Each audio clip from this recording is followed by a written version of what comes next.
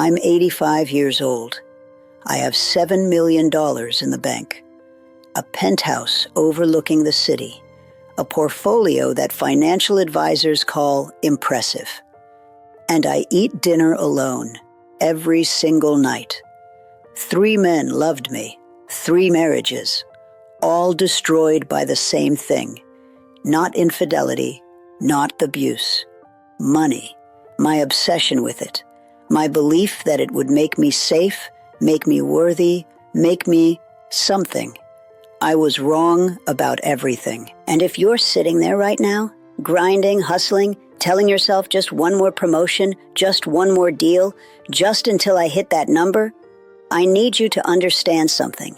You're making the exact same mistake I did. And by the time you figure it out, the people you love will be gone. Let me tell you what nobody tells you about choosing money over love. It was a Tuesday afternoon, April 14th, 2019. I was sitting in my lawyer's office, signing the papers for my 3rd divorce. Richard's signature was already on the page. He'd signed them 2 weeks earlier and left for Colorado. Didn't even want to be in the same room with me for the end. The lawyer slid the document across the mahogany desk. I remember the sound of the paper against the wood. I picked up the pen, a Mont Blanc, $350, because even my pens had to prove something. And I just stopped. I looked at my hand, 79 years old at the time, veins like rivers under thin skin. Wearing a ring I'd bought myself, $22,000, because no one else was going to buy it for me anymore. And I thought, this is the 3rd time. The 3rd time you're signing away someone who loved you. The room didn't spin. I didn't have a panic attack. It was worse than that. It was clarity. Cold, brutal clarity. I signed the paper, drove home to my penthouse, let myself into 4,000 square feet of marble and glass and silence. And I stood in my living room, the one with the imported Italian furniture and the art collection and the view that real estate agents call breathtaking. And I couldn't remember the last time someone had laughed in that space. I pulled out my phone, scrolled through my contacts. 273 names. I counted how many I could call at 10 o'clock at night if I needed someone to talk to. 4. Maybe. That's when it hit me. I'd spent 60 years building a fortress, and I'd locked myself inside it. Let me take you back, because I need you to understand how this happens. How someone ends up 85 and alone with all the money they thought they needed. I grew up poor. Not we struggled sometimes poor. Poor. Government cheese poor. Holes in my shoes poor. Watching my mother cry over bills poor. And I made a decision when I was 12 years old, standing in a grocery store, watching my mother put back a pound of ground beef because we couldn't afford it. I decided I would never be that powerless, never be that scared, never ever be poor. So I worked. I studied. I got scholarships. I became an accountant, then a financial analyst, then a portfolio manager. I was good at it, really good at it. By 30, I was making more money than my father made in 5 years. And I met David, my first husband. David was kind. He was a teacher, made $9,000 a year, and thought he was rich because he loved his job. We got married when I was 32 in 1972. He wanted kids right away. I said, after I make partner, after we have more saved, after we're secure, after. I was always working, always chasing the next promotion, the next bonus, the next number in my account that would finally make me feel safe. David would ask me to take a weekend off, go to the mountains, just be together. And I'd say, soon, after this project, after this quarter closes, after this deal goes through. Do you know what that word after means? It means never. We divorced when I was 40 in 1980, 8 years of marriage. He told me on the day he left, I don't know who you are anymore. All I see is someone terrified of being poor, who's becoming poor in all the ways that actually matter. I didn't understand what he meant. I had $60,000 saved. I had a vice president title. I had security. No, I had numbers in an account. That's all I had. I married again at 44 in 1984. James. He was a cardiologist. Finally, I thought, someone who understands ambition. Someone who gets it. But I'd gotten worse. I'd started taking side consulting gigs, working weekends, traveling for clients. I missed his father's funeral because I had a presentation in Tokyo. I remember calling him from the airport, saying I was sorry. I'd make it up to him. You can't make up a funeral. You can't make up the moment someone needs you, and you choose money instead. James left after 6 years in 1990. He remarried within a year to a nurse who made a quarter of what I made. I heard about their wedding through a mutual friend who sent me a card. I think she wanted to hurt me.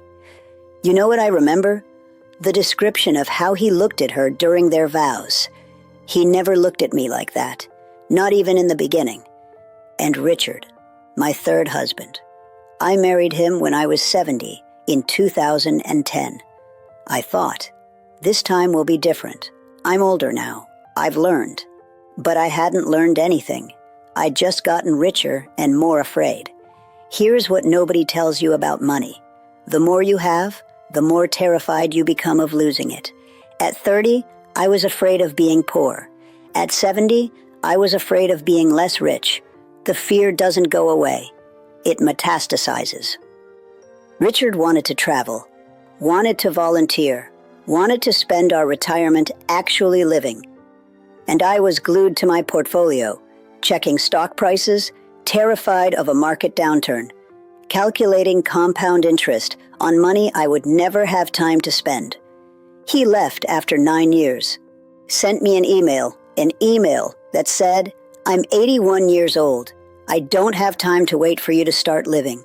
I'm sorry. You want to know what $7 million gets you? It gets you a bed with 1,400 thread count sheets that you sleep in alone. It gets you a sub-zero refrigerator full of takeout containers because cooking for one feels pathetic. It gets you a Tesla in the garage that you drive to the grocery store and back. That's it. That's the adventure. I have specific memories that haunt me, not big moments, small ones. David asked me once, we'd been married maybe 3 years, so 1975, if I wanted to drive to the coast for the weekend. Just pack a bag and go. It was Friday afternoon. I said no because I was working on a portfolio rebalance that wasn't due for 2 weeks. He went quiet. Then he said, okay, just okay. And I remember feeling relieved that he didn't push it. Relieved that I could keep working. That was a Saturday and Sunday. We could have been walking on a beach, eating fish and chips, making love in a cheap motel with the sound of the ocean outside. Instead, I was in my home office, moving numbers around on a spreadsheet. I don't remember anything about that portfolio rebalance. Nothing. But I remember the look on his face when I said no. I remember that forever. James wanted to take a month off when I turned 45. He planned this whole thing, rent a camper van, drive through national parks, no schedule, just us. He'd even cleared it with his practice. He showed me the brochure, and I panicked.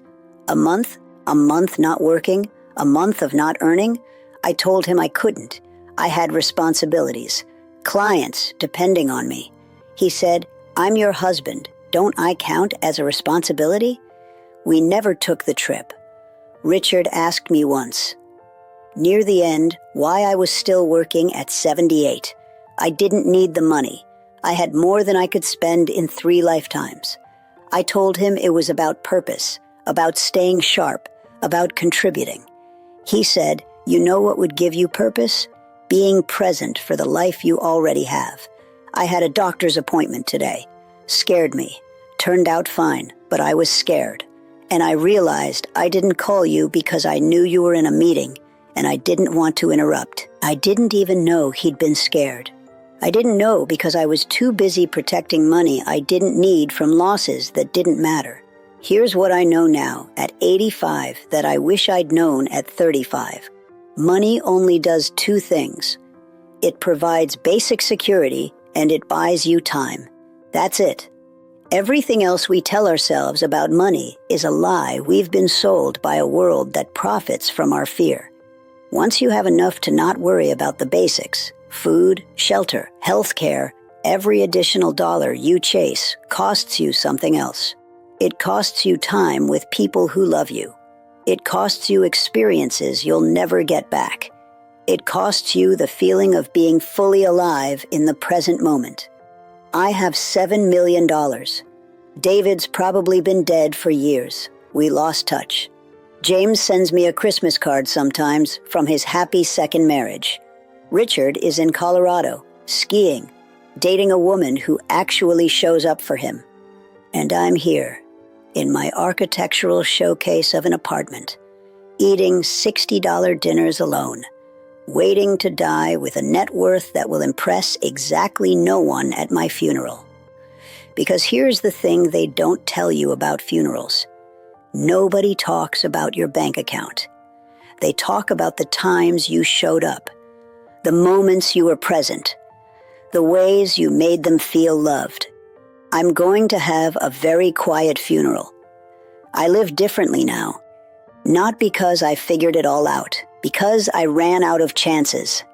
I volunteer at a community center twice a week. I call my niece every Sunday.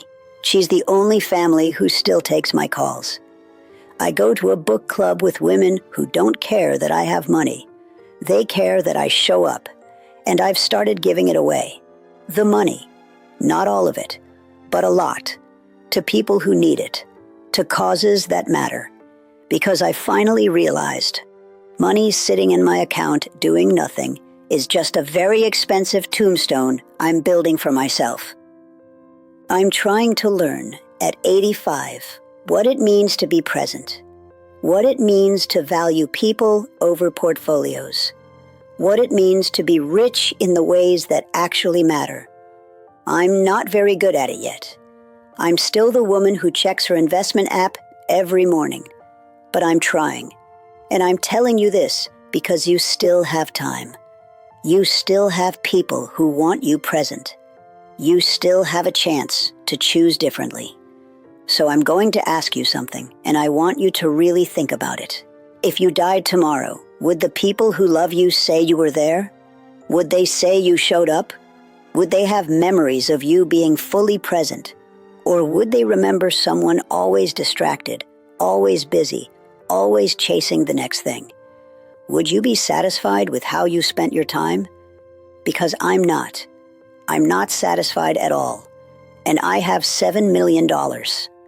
You made it to the end. That means something. Maybe this story made you uncomfortable. Good. It should. Because somewhere in your life right now, you're making a choice. Money or people. Career or presence. The next deal or the person sitting across from you. I can't undo my choices, but you can still make different ones. If this resonated with you, if you saw yourself in my mistakes, leave a comment telling me one thing you're going to do differently this week, not next year. This week, let's hold each other accountable. And if you know someone who needs to hear this, someone grinding themselves to dust chasing a number, share this video with them. It might save their marriage. It might save their life. Subscribe if you want more hard truths from someone who learned them the expensive way. I'll be here, finally present, finally paying attention. It only took me 85 years.